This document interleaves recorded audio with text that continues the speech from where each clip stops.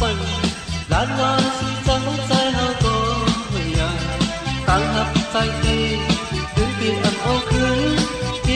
đi tan gió tít hăng lấy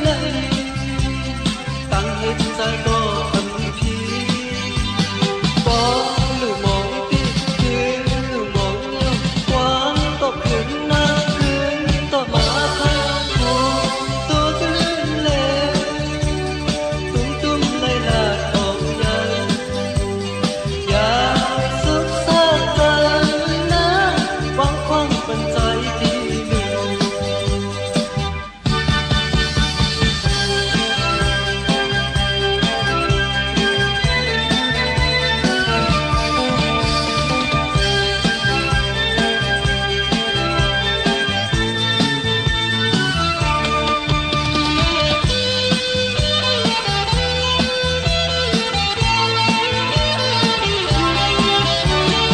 thầm thầm mơ liêu